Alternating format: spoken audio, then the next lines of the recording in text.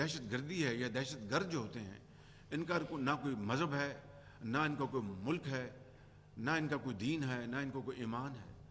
وہ انسانیت پر حملہ آور ہوتے ہیں like پرپیٹریٹرز.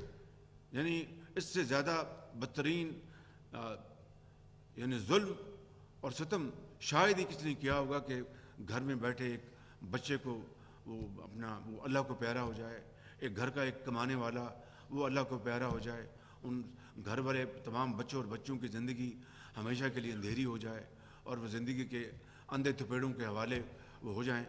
Pakistan was not carved out of India for this purpose.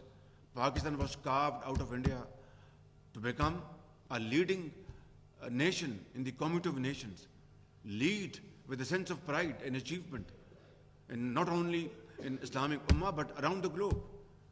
لیکن مختلف وجوہات کے اوپر کی بنا پر آج جس جگہ پر ہم کھڑے ہیں یہ ایک علیحدہ موضوع ہے، اس کے اوپر میں کسی اور بات کروں گا.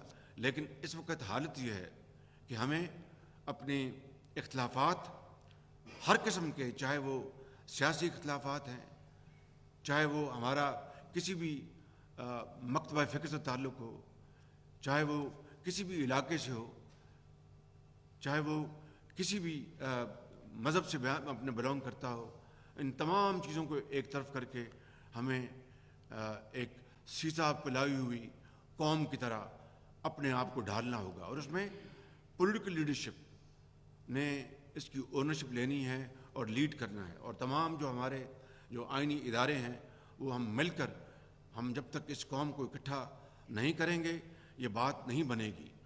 جب ضرب عضب ہوا اور رد الفساد ہوا تو شروع میں کوشچن ہوئے، سوالات ہوئے، لیکن بالآخر قوم متفق ہو گئی.